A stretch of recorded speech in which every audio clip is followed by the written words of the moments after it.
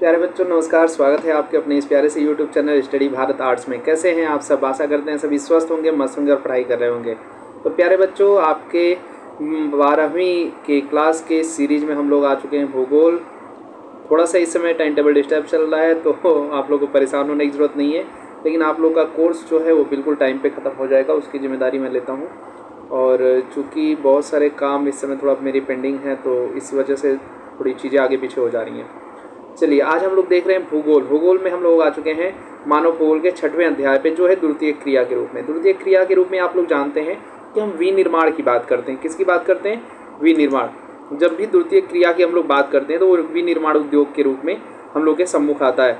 तो सबसे पहले हम लोग यहाँ देखेंगे कि द्वितीय क्रिया क्या है, फिर इसके बारे में हम बेसिक चीज़ें देखते हुए आगे चलेंगे। आज इंट्रोडक्शन के रूप में हम इस चैप्टर को लेंगे और थोड़ी बेसिक चीज़ों को समझेंगे और फिर आगे बढ़ेंगे। वैसे तो आप लोग को मैंने कई बार ये चीज़ें बताई हैं, प्राथमिक, द्वितीय, तृतीय के रूप में, चतुर्थ, पंचम। पंचम की अभी उतनी बात नहीं की जाती है, क्योंकि अभी वो नया नया इमर्ज हो रहा है, अभी वो नया नया आ रहा है, ठीक है ना। तो चलिए शुरू करते हैं आज की क्लास, बढ़ते हैं आगे। जैसा कि आप लोग को पता है कि आज की जो क्लास है यह है अध्याय 6, यानी कि चैप्टर नंबर 6 की, जो कि 12वीं की भूगोल है और इसका नाम है द्वितीय क्रियाएँ। तो चलिए बढ़ते हैं आगे। आज हम लोग देख रहे हैं प्यारे बच्चों दूसरा द्वितीय क्षेत्रक, यानी कि द्वितीय क्रियाएं, और ये है अध्याय 6 हमारे मानव भूगोल वाले बुक की, अध्याय 6 द्वितीय क्रियाएं। हम आज देखेंगे द्वितीय क्रियाएं क्या हैं, इनके बारे में थोड़ा सा परिचय, फिर विनिर्माण क्या होता है, कैसे हम चीज़ों को निर्माण प्रक्रिया में शामिल करते हैं, विनिर्माण उद्योग का वर्गीकरण किन किन आधारों पर होता है। देखिए, विनिर्माण उद्योग का वर्गीकरण से प्रश्न बनते हैं बोर्ड के, आप देख लीजिएगा, बहुत इंपॉर्टेंट टॉपिक है। चलिए बढ़ते हैं आगे। आगे बढ़ने से पहले एक बार सभी मित्र, सभी छात्र, सभी भाई बहन एक बार अपने इस प्यारे से YouTube चैनल को, जो है आपका स्टडी भारत आर्ट्स, इसे अपने मित्रों तक, अपने सभी ग्रुप्स में शेयर कर दीजिए, जिससे सभी जो भी आर्ट्स के स्टूडेंट हैं उनकी हेल्प हो सके। उनको यहाँ से मिलेगी फ्री PDF, उसके साथ साथ लेक्चर नोट्स, और बहुत ही अच्छे से सारे टॉपिक समझाए जाएंगे। तो आर्ट्स की सारी समस्याओं के लिए आप जुड़ सकते हैं स्टडी भारत आर्ट्स से। चलिए बढ़ते हैं आगे। अगर आप अभी तक अपने इस चैनल को लाइक नहीं किए हैं, यानी कि सब्सक्राइब नहीं किए, तो सब्सक्राइब कीजिए, बेल आइकन दबाना ना भूलें, जिससे आने वाली सभी नोटिफिकेशन आप तक टाइम टू टाइम पहुंचती रहे। देखिए, हम यहाँ देख रहे हैं मानव भूगोल, और मानव भूगोल के अंतर्गत हम लोग आ चुके हैं अध्याय 6 पे, द्वितीय क्रियाओं के रूप में। अब सबसे पहले हमारे माइंड में जैसे ही हम इस चैप्टर का नाम सुनते हैं कि द्वितीय क्रिया, तो द्वितीय क्रिया के रूप में आता क्या है हमारे दिमाग में। जैसे कि हम यहाँ देखने वाले हैं द्वितीय क्रिया का परिचय। आप सभी को मैंने बताया कि द्वितीय क्रिया यानी कि हम कभी भी जो प्राइमरी सेक्टर में चीज़ें, यानी खेती की जो वस्तुएं, हमने अनाज निकाले, उन अनाज से हम क्या क्या बना सकते हैं और बना करके उपयोगी वस्तुओं के रूप में क्या क्या परिवर्तित कर सकते हैं, या उनको अन्य किस रूप में परिवर्तित कर सकते हैं, जो हम प्राथमिक क्रियाओं में प्राप्त कर रहे थे उन वस्तुओं को, तो वे द्वितीय क्रियाओं के अंतर्गत आएंगी। द्वितीय क्रियाओं के लिए देखिए कुछ चीज़ें बहुत ज़रूरी हैं, जिनमें से श्रम आधुनिक जो तकनीकी है ये भी ज़रूरी है, इसके साथ साथ एक स्थान बहुत ज़रूरी है। हो सकता है कई लोग अपने घरों पे ही बहुत सारे छोटे, यानी कि कुटीर उत्पादन करते हैं, लेकिन कम से कम घर तो है ना, उनका स्थायी है ना, तो कहने के लिए एक स्थान ज़रूरी होता है, कच्चा माल ज़रूरी होता है, यानी कि जो भी रॉ मटेरियल आप यूज कर रहे हैं। तो चलिए एक बार देख लेते हैं डिफिनीसन के माध्यम से, फिर मैं आप लोग को इनके ऊपर चर्चा करके बताता हूँ। देखिए, द्वितीय क्रियाएँ वे क्रियाएँ हैं, कलाप हैं, जिनमें प्राथमिक उत्पादों का अधिक उपयोगी उत्पादों में परिवर्तित किया जाता है। मैंने अभी आप लोग को बताया कि हमारे पास क्या है, प्राथमिक उत्पाद, जो हमने अभी पिछले चैप्टर में पढ़ा, कृषि, पशुपालन, है ना, वानिकी, फिर से खनन, इन सभी से प्राप्त चीज़ों को हम और ज़्यादा अच्छा उपयोगी वस्तु बना रहे हैं। तो जो बनाने की प्रक्रिया है ना, मैन्युफैक्चरिंग कहलाती है, यानी कि विनिर्माण उद्योग कहलाता है। इस दृष्टि से समस्त प्रकार के उद्योग धंधे द्वितीय क्रियाकलाप में शामिल होते हैं, जिनको भी हम क्या करें, प्राथमिक क्रियाओं के आधार पे परिवर्तित करके द्वितीयक में ला रहे हैं, अन्य उपयोगी वस्तुओं में ला रहे हैं, वे क्या होंगी, वे होंगी हमारी क्या, द्वितीय क्रियाएं। इनमें क्या क्या जरूरी है, यांत्रिकी, लेबर यानी कि श्रम, पूंजी भी लगानी पड़ती है। देखिए यहाँ पे पूंजी भी आपको लगानी पड़ेगी, प्रौद्योगिकी नवाचार के रूप में हम लेकर के चलेंगे, ठीक है। और सबसे पहले देखिए, कोई भी हम उद्योग स्थापित करते हैं तो वहाँ की जलवायु कैसी है, यातायात की सुविधा है कि नहीं, ये सारी चीज़ें तो हम देखते ही हैं, ठीक है ना। अगला पॉइंट देखिए, द्वितीयक गतिविधि द्वारा प्राकृतिक संसाधनों का मूल्य बढ़ जाता है। जो भी प्राकृतिक संसाधन है, आप मान लीजिए कि गेहूं निकाल रहे हैं खेत से, अब उसी गेहूं को हम कुकीज बना रहे हैं, बिस्किट बना रहे हैं, तो उसी गेहूं के मूल्य का सोचिए कितना मतलब कि उस कुकीज का, बिस्किट का दाम कितना बढ़ जाता है। ठीक है ना। प्रकृति में पाए जाने वाले कच्चे माल, जो भी कच्चे माल हैं, का रूप बदलकर यह उसे मूल्यवान बना देता है। यानी द्वितीयक निर्माण हमारा क्या करता है, विनिर्माण उद्योग क्या करता है, इसका स्वरूप बदल करके इसे और मूल्यवान वस्तुओं में परिवर्तित कर देता है। ठीक है। यानी कि क्या कर देता है, मूल्यवान बना देता है। ठीक है, मूल्यवान बना देता है। क्लियर है। चलिए अब देखिए, मानव की अगर हम बात करें, मानव की समस्त द्वितीयक क्रियाएं विनिर्माण, प्रसंस्करण तथा निर्माण उद्योग से संबंधित हैं। यानी कि जो भी मानव द्वितीय क्रियाकलाप के अंतर्गत अपने कार्यक्रम को करता है, संपादित करता है, वे इन्हीं के आसपास आती हैं, विनिर्माण में, प्रसंस्करण में या निर्माण उद्योग में। ठीक है। अगला देखिए, ये सब डिफिनीशन ही है या द्वितीय क्रियाकलाप के बारे में आपको जानकारी दे रहे हैं। ठीक है। अब यहाँ सबसे बड़ी बात, प्राकृतिक रूप में प्राप्त कच्चे माल को जब हम मनुष्य अपने कौशल या ज्ञान एवं श्रम लगा करके नए उपयोगी उत्पादों में बदल देते हैं, तो इसे ही द्वितीय क्रियाकलाप कहलाता है। जैसे हमें कोई चीज़ का ज्ञान है, हमें कुछ बनाना आता है, वस्तु नहीं था लेकिन वस्तु मिलते ही मैंने उसको उस रूप में परिवर्तित किया, अब उसका क्या हो गया, मांग बढ़ गई, अब वो क्या हो गया, हमारे लिए एक नई वस्तु बनी। किसके द्वारा बनी, हमारे ज्ञान के द्वारा, हमारे मेहनत के द्वारा। तो वह क्या हो गया, विनिर्माण उद्योग द्वारा एक नए स्वरूप में आया, जो क्या है, मूल्यवान वस्तु के रूप में सामने आएगी। तो ये द्वितीय क्रिया कहलाती है। द्वितीय क्रिया सबको, हमको लगता है कि अब क्लियर हो गया होगा। हाथ से या मशीनों से हम कह सकते हैं कि हाथ से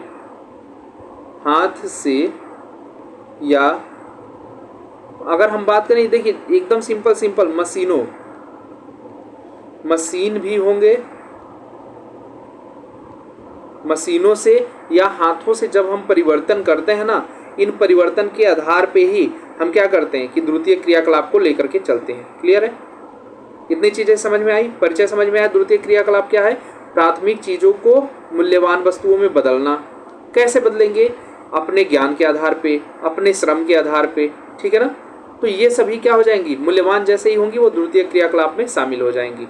ठीक, आगे बढ़िए। अगला प्रश्न, अगला टॉपिक, विनिर्माण। विनिर्माण का मतलब, अभी मैं आप लोग को विनिर्माण का मतलब बता रहा था कि जैसे हमारे पास क्या है कि कृषि, ठीक है, हमारे पास कृषि है और कृषि की चीज़ों को लेकर के हमारे पास क्या है, कृषि। ठीक है ना, कृषि है और इस कृषि से उपज किए गए कोई वस्तु यानी कि अनाज, और इस अनाज से हमने क्या बनाया, खाद्य सामग्री।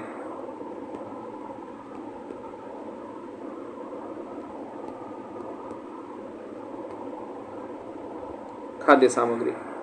ठीक है। अब ये जो खाद्य सामग्री बनी, ये क्या हो गई, मूल्यवान।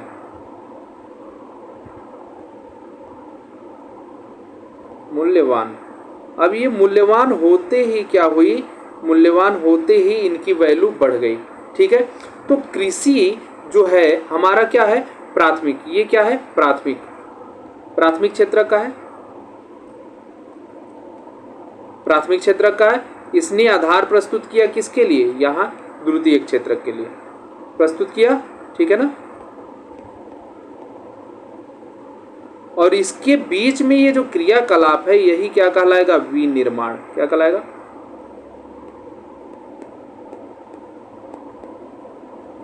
ठीक है, यही विनिर्माण कहलाएगा। यानी प्राथमिक से द्वितीयक में बदलने वाले ये जो बीच के कार्यक्रम होंगे, क्यों, किसके द्वारा होंगे, यंत्रों द्वारा होंगे, मनुष्य के कौशल के द्वारा होंगे, और यही जो परिवर्तन की क्रिया होगी, यही क्या कहलाएगी, विनिर्माण कहलाएगी। समझ में आ रहा है सबको। ये बड़े पैमाने पे किए जाते हैं, छोटे पैमाने पे किए जाते हैं, बहुत अधिक बड़े पैमाने पे किए जाते हैं। अभी मैं जब वर्गीकरण करूंगा तो आपको आगे बताऊंगा।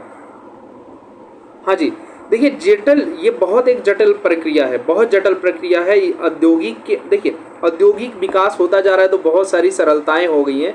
औद्योगिक विकास के पहले तो बहुत ज़्यादा कठिनाइयाँ होती थी जब हम विनिर्माण करते थे। ठीक है ना। कोई भी वस्तु आप बना रहे हैं, जब भी विनिर्माण कर रहे हैं, कुछ चीज़ों का ध्यान देना होता है। पहली चीज़, जहां हम उद्योग स्थापित कर रहे हैं वहां की जलवायु, फिर हम वहां की देखेंगे कि उपलब्धता, किसकी, संसाधनों की उपलब्धता, कच्चे माल की उपलब्धता, यातायात के साधन, और वहाँ से बाजारों तक जाने के साथ शक्ति यानी कि जो भी बिजली या जो भी चीज़ें आप लेकर के चलाएंगे ये सब वहाँ पे है कि नहीं, तभी हम वहाँ पे अच्छे से विनिर्माण कर सकते हैं। देखिए विनिर्माण, किसी भी वस्तु का उत्पादन विनिर्माण कहलाता है। क्या कहलाता है? विनिर्माण। जब हम किसी वस्तु का उत्पादन करते हैं तो वो विनिर्माण प्रक्रिया के अंतर्गत आता है। कौन? जब भी हम किसी वस्तु का उत्पादन करते हैं। क्लियर है जी? देखिए जब भी हम किसी वस्तु का उत्पादन करते हैं विनिर्माण प्रक्रिया कहलाता है। विनिर्माण की सभी प्रक्रियाओं की कुछ सामान्य विशेषता होती है, जैसे शक्ति का उपयोग, अभी मैंने बताया आपको, एक ही प्रकार की वस्तुओं का विशाल उत्पादन एवं कारखानों में कार्यरत विशिष्ट श्रमिक, श्रमिक का क्या लगेगा? श्रम लगेगा, मेहनत लगेगा मानक वस्तुओं का उत्पादन करने के लिए। तो आप देख रहे हैं कि यहाँ पे श्रम बहुत जरूरी है। श्रम के साथ साथ कच्चा माल बहुत जरूरी है, कच्चे माल के साथ साथ क्या है? शक्ति बहुत जरूरी है। ये शक्ति क्या होगी?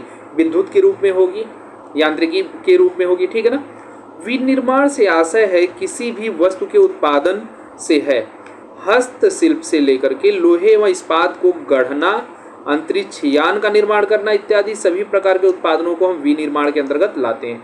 यानी जो भी बनाना है, छोटे से छोटा कुछ अगर आप बना रहे हैं, बड़े से बड़ा कुछ आप बना रहे हैं, सभी किस्म के अंतर्गत आती हैं, सभी विनिर्माण के अंतर्गत आती हैं। क्लियर है सभी को? चलिए जी आगे बढ़ते हैं। देखिए अब हम आ गए हैं आधुनिक बड़े पैमाने पर किए जाने वाले विनिर्माण उद्योगों की बातों में। आधुनिक बड़े पैमानों पर आप देख रहे हैं, आधुनिक बड़े पैमानों पर होने वाले विनिर्माण की विशेषता, यानी कि आज के समय में जो विनिर्माण उद्योग चल रहे हैं अब इनकी क्या विशेषताएं, किन रूप में लेकर के चल रहे हैं। तो आपने सबसे पहले अभी क्या क्या देखा? आपने कुछ बिंदुओं को देखा, जिसमें से पहली क्या थी?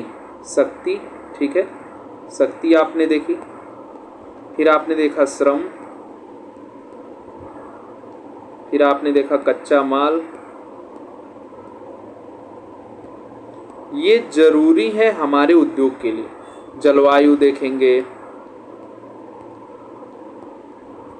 जलवायु, फिर हम बहुत सारी अभी चीज़ें देखेंगे, जैसे हम देखेंगे बाजार, बाजार इसी में आ जाएगा परिवहन।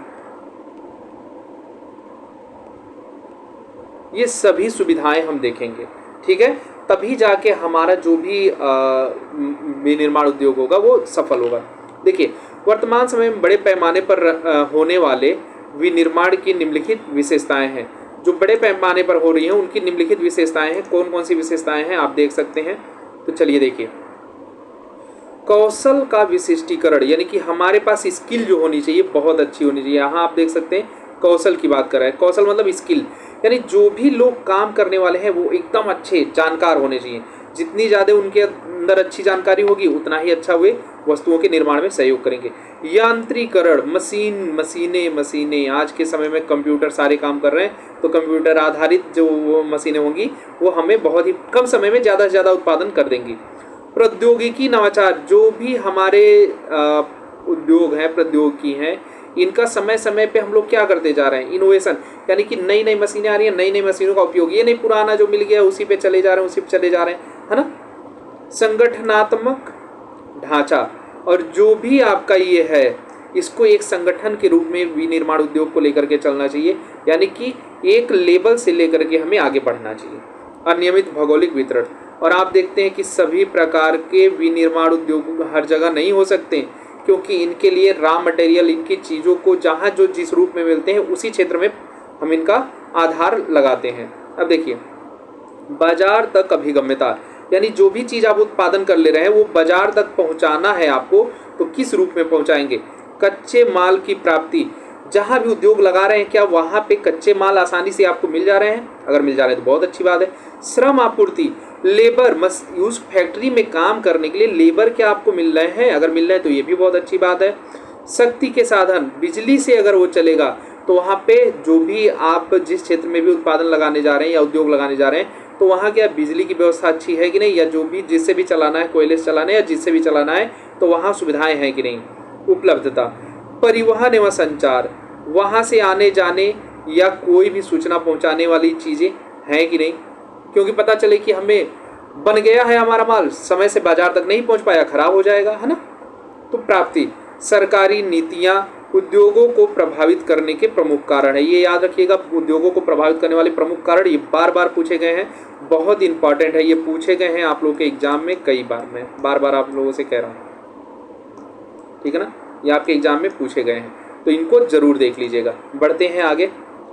लो जी, आगे मोटिवेशनल लाइन आप लोग का, कहीं पहुँचने के लिए कहीं से निकलना जरूरी होता है, कुछ बेशकीमती पाने के लिए कई कीमती चीज़ों को छोड़ना पड़ता है। तो भाई साहब, ये जीवन की कहानी है कि आपको बहुत कुछ अच्छा अगर पाना है तो आपको आगे बढ़ना पड़ेगा, ठीक है, और आगे बढ़ने में कुछ हो सकता है कि आपकी कीमती चीज़ें छूट जाएं, तो कीमती चीज़ें छूटेंगी, लेकिन आपको बेशकीमती पाना है तो बेशकीमती के लिए आपको आगे बढ़ना पड़ेगा, ठीक है। और हंसते रहिए, मुस्कुराते रहिए, आप लोग स्वस्थ रहिए, ताकि आपकी पढ़ाई अच्छी से होती रहे। चलिए बढ़ते हैं आगे और आगे। देखिए जी, अब हम आते हैं विनिर्माण उद्योगों का वर्गीकरण, किस प्रकार से इनको बांटा गया, जो उद्योग है ना, इनको किस प्रकार से बांटा गया है। तो मुख्य रूप से सबसे पहले हम देखेंगे, किसी भी विशेष कच्चे माल पर निर्भर नहीं होते। कोई भी उद्योग क्या है कि एकदम जरूरी नहीं कि एकदम निर्भर हो, नहीं रहने वाले। प्रदूषण रहित संगठक पुर्जों पर निर्भर वाले उद्योग स्वच्छंद उद्योग कहलाते हैं। स्वच्छंद उद्योग क्या होते हैं, देखिए ये स्वच्छंद उद्योग यानी कि वो स्वयं लेकर के हम अपने मनपसंद के अनुसार, इस पे आप लोग को मैंने डीपीपी में क्वेश्चन भी दिए हैं, तो जब स्वच्छंद पूछा जाए तो मतलब कि आप स्वेच्छा से, स्वेच्छा मतलब स्वच्छंद है ना। देखिए, विनिर्माण उद्योग निम्नलिखित आधारों पर वर्गीकृत किया गया है। अगर हम वर्गीकरण उनका पढ़ेंगे तो आप देख सकते हैं कि निम्न आधारों पर वर्गीकरण किया गया। सबसे पहले आप देखेंगे आकार के आधार पे, यानी जो भी उद्योग आप देख रहे हैं किस आकार के हैं। कोई घर में ही अपने बिजनेस कर रहा है, कोई थोड़ा सा घर के बाहर थोड़ा सा जमीन लेकर के गोदाम टाइप का बना के कर रहा है, कई जगह कई कई किलोमीटर की बड़ी बड़ी कंपनियां हैं, है ना। तो देखिए, किसी उद्योग का आकार उसमें निवेश पूंजी, कार्यरत श्रमिकों की संख्या एवं उत्पादन की मात्रा पर निर्भर करता है। घर में अगर खोले हैं तो कौन, घर के लोग ही काम करेंगे, कितना उत्पादन करेंगे, थोड़ा सा उत्पादन करेंगे, मतलब कि थोड़ा सा गोदाम बनाया है तो 2-4 गांव के लोग को लगा लेंगे, उत्पादन करेंगे, और कितना करेंगे, बहुत करेंगे तो एक दिन में एक छोटे से डीसीएम इतना। लेकिन बहुत बड़े स्तर पे है तो सोचिए सैकड़ों हजारों लोग लगे हैं और उत्पादन भी एक दिन में कई कई ट्रक हो रहा है ना। तो अब देखते हैं हम लोग विनिर्माण उद्योग। विनिर्माण उद्योग के अंतर्गत आता है कुटीर उद्योग, पहला, यानी कि जो घरों के अंतर्गत छोटे छोटे स्तर पे, यानी कि घरेलू जो उद्योग होते हैं, छोटे पैमाने के उद्योग, ये हम छोटा छोटा अगर मान लीजिए कहीं गोदाम वोदाम बना करके कोई उत्पादन कर रहे हैं। बड़े पैमाने के उद्योग जो हमारी बड़ी बड़ी कंपनियां हैं, मल्टीनेशनल कंपनियां, ये उद्योगों के अंतर्गत आती हैं, बड़े उद्योग, ठीक है। समझ में आ रहा है ना, समझना बहुत ज़रूरी है। याद रखिए कि जब आप चीज़ों को समझ जाएंगे, है तो बहुत सारी चीज़ें, लेकिन जैसे बताते चल रहे हैं वैसे समझने का प्रयास कीजिए और सारी चीज़ें क्लियर हो जाएंगी, ठीक है। तो चलिए आगे बढ़ें। ये हो गई आपकी आकार के आधार पे, याद रखिएगा आकार, ये क्या है, आकार के आधार पे। एकदम ध्यान से देखते रहिए कि ये किसके आधार पे है, आकार, आकार के आधार पर।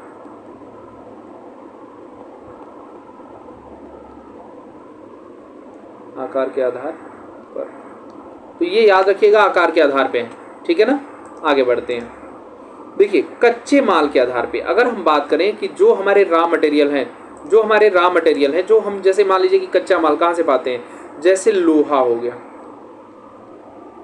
लोहा, ठीक है ना। लोहा हम कहाँ से पाते हैं, खनन द्वारा, क्या है, खनन, खनन के द्वारा पाते हैं, जो क्या है, प्राइमरी सेक्टर का है, पी है ना, प्राइमरी सेक्टर का है। कृषि पर आधारित, देखिए कृषि भी प्राइमरी सेक्टर पे, खनिज पे आधारित, रसायन पे आधारित, वन पे आधारित या पशुओं पे आधारित, ये सब कच्चे माल है। हम इनसे कच्चा माल लेते हैं। या मान लीजिए पशु का अगर देखें तो हम लोग क्या लेते हैं, पशु का हम लोग देखें तो दूध लेते हैं, दूध, इसका क्या बनता है, दूध से पनीर, है ना, पनीर खाना है आज आप लोग को। अगला अगर हम देखें तो खोआ या मिठाई, या हम कह लें कि बहुत सारे ऐसे उत्पाद जो दूध से बनते हैं, ठीक है, घी हो गया, बहुत सारे उत्पाद। तो कच्चे माल के आधार पे, जो हमें कच्चा माल मिल रहा है उसके आधार पे हम कैसा निर्माण कर रहे हैं वो। अगला उत्पादन एवं उत्पाद आधारित उद्योग, उत्पादन एवं कि क्या उत्पादन कर रहे हैं और किस प्रकार से उत्पादन कर रहे हैं, यानी उपभोक्ता के जो ज़रूरतें हैं उसके आधार पे। तो ये देखिए, आधारभूत उद्योग और उपभोक्ता के समान उद्योग। ठीक है, उपभोक्ता कैसा चाह रहे हैं उनके जैसे, और आधारभूत यानी कि जो सभी के लिए जरूरी हो। अगला जो होता है स्वामित्व के आधार पे, यानी कि मालिकाना, जो आप देखेंगे किसकी उस पे, जैसे हम कह लें कि मालिकाना हक एक तरीके से, कि यानी वहाँ पे किसका अधिकार है, अधिकार के आधार पे आप देखेंगे कि किसका है वो। ठीक है ना, उद्योगों का वर्गीकरण देखेंगे आकार के आधार पे, कच्चे माल के आधार पे, उत्पादन के आधार पे, स्वामित्व के आधार पे होता है। तो हम देख रहे हैं स्वामित्व के आधार पे, स्वामित्व के आधार पे कौन कौन सा हो गया, सार्वजनिक उद्योग, यानी कि इस पे सरकार तथा निजी, नहीं सार्वजनिक है ना, सरकार का होगा, अगर सार्वजनिक है तो सरकार का होगा। ठीक है ना, सार्वजनिक यानी सरकार का। अब देखिए निजी जो होगा यानी व्यक्तिगत होगा। ठीक है, और संयुक्त जो होगा ये होगा सरकार और व्यक्तिगत, सरकार प्लस व्यक्तिगत, ये दोनों का होगा। ठीक है, तो इस रूप में हम लोग देख रहे हैं वर्गीकरण किसका, उद्योगों का। समझ में आ रहा है ना आप लोगों को।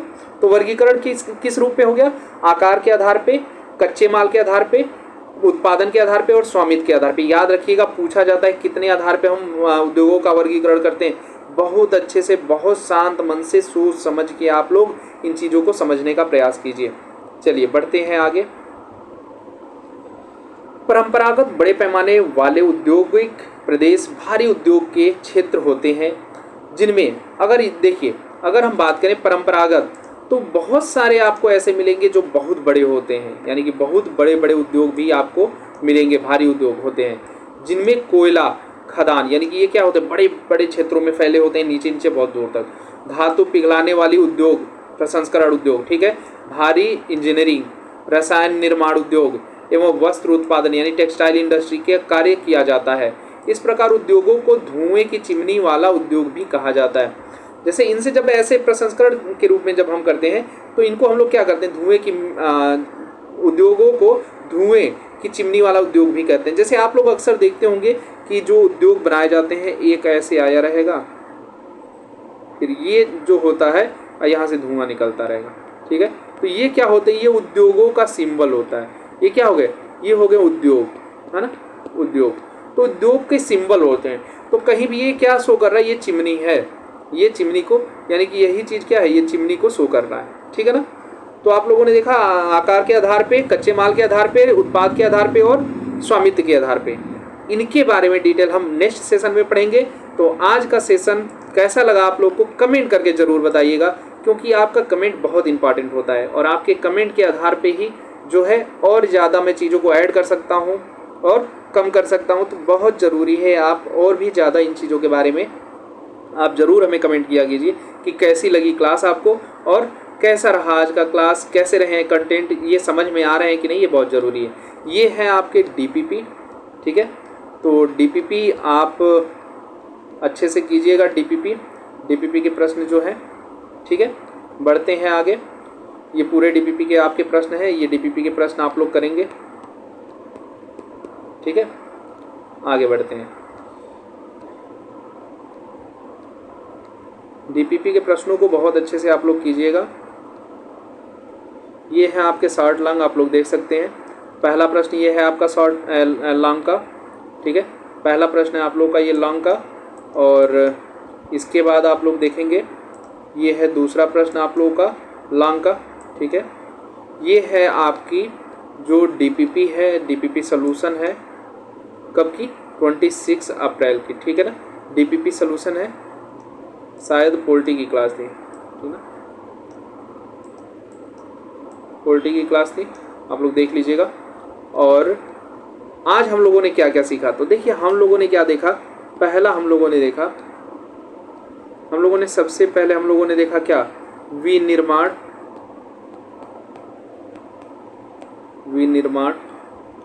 उद्योग,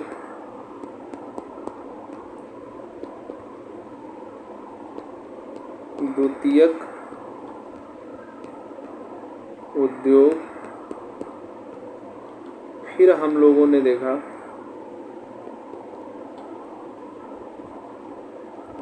उद्योगों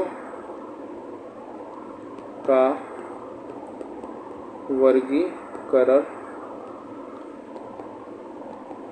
डीपीपी और शॉर्ट लॉन्ग। देखिए अभी थोड़ा सा हाथ पेन पे बैठा नहीं है तो लिखने में थोड़ी सी अलग हो जा रही है, लेकिन आप लोग बने रहे अपने इस प्यारे से यूट्यूब चैनल पे। शेयर कीजिए, सब्सक्राइब कीजिए, लाइक कीजिए। अगली जो क्लास होगी वो क्लास होगी आपकी लेक्चर नंबर 2 के रूप में। लेक्चर नंबर 2 अध्याय जो होगा आपका, अध्याय वो होगा आपका 6 जो है विनिर्माण या द्वितीयक विनिर्माण उद्योग, है ना। विनिर्माण उद्योग या द्वितीयक उद्योग आप कह सकते हैं, ठीक है। आप लोग अपने इस प्यारे से यूट्यूब चैनल जो है स्टडी भारत आर्ट्स, आप इसे लाइक कीजिए, शेयर कीजिए, सब्सक्राइब कीजिए। और इसके साथ ही जो आपका टेलीग्राम चैनल है स्टडी भारत आर्ट्स का, वहाँ से आपको मिलते हैं फ्री में इन सभी क्लास के पीडीएफ। तो वहाँ जाकर के आप फ्री में सारे पीडीएफ डाउनलोड कर सकते हैं, या सीयूटी की जो भी सीरीज चल रही है आप उसे भी फ्री में डाउनलोड कर सकते हैं। मिलते हैं आप लोगों से अगले क्लास में, तब तक के लिए नमस्कार, जय हिंद, स्वस्थ रहिए, मस्त रहिए, पढ़ते रहिए और अपना ख्याल रखिए, रिवीजन ज़्यादा से ज़्यादा कीजिए। तो गुड नाइट, नमस्कार।